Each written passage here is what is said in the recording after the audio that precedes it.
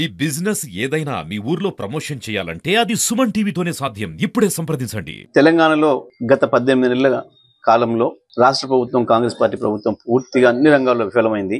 కేవలం ఒక్క అవినీతి విషయంలో మాత్రమే అద్భుతమైన ప్రగతిని సాధిస్తుంది.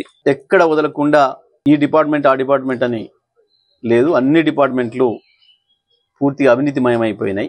కమిషన్లు అనేది చాలా సాధారణమైన పదం అయిపోయింది. చర్చ కూడా చాలా సాధారణంగా జరిగిపోయే పరిస్థితికి వచ్చింది. ఏ మంత్రి ఎంత సంపాదించిండు, వాటితోని ముఖ్యమంత్రి పదవుల కొరకు ఎట్లా పోటీ పడుతున్నారు అనేది ఇవాళ సాధారణ ప్రజానికంలో కూడా చర్చ జరిగే స్థాయిలోకి దిగజారింది కాంగ్రెస్ పార్టీ ప్రతిష్ట, రాష్ట్ర ప్రభుత్వం యొక్క ప్రతిష్ట. కేవలం దీంట్లో నుంచి వెళ్ళి బయటపడడం కొరకు మా పైన ఏదో కేసులు పెట్టి నోటీసులు ఇచ్చి ఏదో డ్రామాలు చేసి తప్పించుకుంటామనే పద్ధతుల్లో ఆలోచనతో ప్రభుత్వం పనిచేస్తూ ఉంది. ప్రత్యేకించి ఇప్పుడైతే గత నెల 15 రోజులుగా వ్యవసాయ రంగం విషయంలో ఈ ప్రభుత్వ నిర్లక్ష్యానికి ప్రతీకగా ధాన్యం కొనుగోలు కేంద్రాల్లో పోసిన వడ్లు మొలకలెత్తుతున్నాయి. పాపం రైతు ఇప్పుడు కొత్తగా మళ్ళీ వరి విత్తనాలు వేసుకోవాల్సిన రైతు, తూకాలు పోసుకోవాల్సిన రైతు, నాటు పోసుకోవాల్సిన రైతు అది అక్కడే లేకుండా కళ్ళంలో ఉన్న వడ్లే మొలకలెత్తి ఇక రైతును కొత్తగా వ్యవసాయ పని చేసుకునే పరిస్థితి లేకుండా చేస్తూ ఉన్నాయి. నేను నిన్న కళ్ళాల దగ్గరికి వెళ్తే చాలా కళ్ళల్లో పార్బాయిల్డ్ రైస్ మిల్లు పోయిన వాసన వస్తూ ఉంది. అన్నిసార్లు వడ్లు రైతులు తడిచి ముద్దయిపోయి ముక్కిపోయిన వాసన. రైతు పరిస్థితి చాలా దారుణంగా ఉంది. మరొక వైపు నెమ్మదిగా ముఖ్యమంత్రి మంత్రుల అవినీతి బయటపడుతూ బహిరంగంగా దొరికిపోయే పరిస్థితికి వస్తూ ఉంది. ఈడీలో ముఖ్యమంత్రి పేరు పెడితే కూడా దాని నుంచి తప్పించుకోవడం కొరకు బహిరంగంగానే మోడీ దగ్గర వెళ్ళిన ఆయన. వాస్తవానికి కాంగ్రెస్ పార్టీ విధానం ప్రకారం నీతి ఆయోగ్ మీటింగ్లకు వెళ్లే పని లేదు. ముఖ్యమంత్రి స్వయంగా అసెంబ్లీలో చెప్పినాడు, తెలంగాణ ముఖ్యమంత్రి గత శాసనసభలో ఆ నీతి ఆయోగ్తో ఏమీ లేదు, దానికి పోయి అక్కర్లేదు అని వాస్తవానికి బహిష్కరించిండు గత నీతి ఆయోగ్. మొన్న వాళ్ళ పార్టీకి కూడా చెప్పకుండా, కేంద్ర పార్టీకి కూడా చెప్పకుండా, వాళ్ళ అధ్యక్షుడు కూడా చెప్పకుండా పోయి మోడీ కాలం ఇవ్వడొచ్చిండు దాన్ని ఇరికివద్దు అని చెప్పి. మరొక వైపు అందాల పోటీలని చెప్పి పెట్టి ప్రపంచం ముందట పరువు తీసే పరిస్థితి తీసుకొచ్చిండు ఈ రాష్ట్రంలో. అది కూడా నిర్వహించలేని దుస్థితి ప్రభుత్వాన్ని. వీటన్నిటి నుంచి బయటపడడం కొరకు ఇవాళ మళ్ళా ఓ పనికిమాలిన కేసులో పనికిమాలిన నోటీస్ ఇచ్చి కేటీఆర్ గారికి దాన్ని పెద్ద వార్తల్లో పెడదామని అనుకున్నాడు. వాస్తవానికి అది చాలా స్పష్టంగా చెప్పారు కేటీఆర్ గారు. ఏ సౌను నేనే చెప్పినా, నేనే ఇప్పించినా అని చెప్పాడు.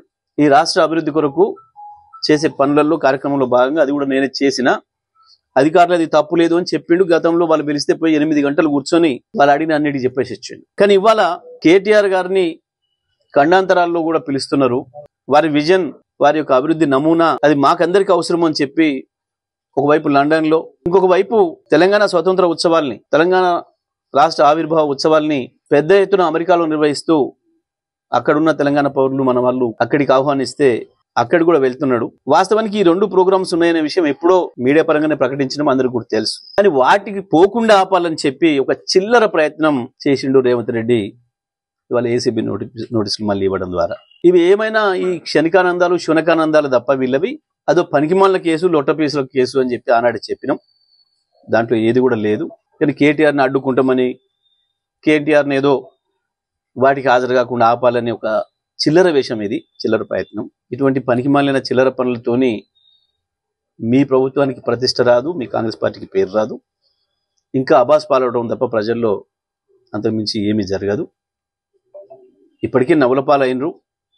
మీకు సోయి లేదు కావచ్చు, మీరు ప్రజలు ఏమనుకుంటారో వినడానికి మీకు ఇంట్రెస్ట్ లేదు కాబట్టి వింటలేరు. కానీ ప్రజలు మీ గురించి మాట్లాడుతున్న భాష, మిమ్మల్ని తిడుతున్న తిట్లు, మీకు పెడుతున్న శాపనార్థాలు కళాలలో రైతాంగం కావచ్చు, ప్రజలు కావచ్చు, అవి నిజంగా కనుక మీరు ఆ చెవులకు అడ్డం పెట్టుకున్నవి గుడ్డలు తీసేసి వింటే గుండె బగిలి చేస్తారు. అటువంటి రోదనలు వినిపిస్తా ఉన్నాయి అవతల రైతుల నుంచి, వ్యవసాయదారుల నుంచి. కేవలం కేటీఆర్ నోటీసులు వచ్చో, కేసీఆర్ నోటీసులు ఇచ్చో ఏదో చేసి మీడియాలో బతుకుతారేం బతికితే కానీ ప్రజలలో బ్రతకలేరు. ప్రజల నోట్లకు అడ్డుకట్ట వేయలేరు, మా కార్యక్రమాలకు అడ్డుకట్ట వేయలేరు, మమ్మల్ని భయపెట్టలేరు. కేటీఆర్నో కేసీఆర్నో నోటీసులు ఇచ్చి కేసులలో పిలిచి ఏదో భయపెట్టిస్తామనో అవమానిస్తామో అనుకుంటే అంతకు మించిన మూర్ఖత్వం లేదు. మరొక వైపు ఆంధ్రప్రదేశ్ జలదోపిడీ యథేచ్ఛగా సాగుతుంది. కృష్ణ అయిపోయింది, మొత్తం నాశనం చేసిండ్రు, కృష్ణను జరడబట్టిండ్రు, ఇప్పటికే దోసుకపోయినరు, అనేక ప్రాజెక్టులు నిర్మాణం చేసుకున్నారు. ఇక ఇప్పుడు చంద్రబాబు నాయుడు గోదావరి మీద కన్నేసిండు. గోదావరిని కూడా దోసుకుపోవడానికి అవతల మోడీ సహకారం కూడా తీసుకొని ముందుకు పోతున్నాడు. ఇటువంటి టైంలో మేము కాళేశ్వరం ద్వారా మేము 50 లక్షల ఎకరాలు సిరిసిల్ల ఒక చిల్లర చేష్ట. ముఖ్యమంత్రి అనేటువంటి ఎక్కడ ఉంటే అక్కడ దాన్ని క్యాంప్ ఆఫీస్ అంటారు.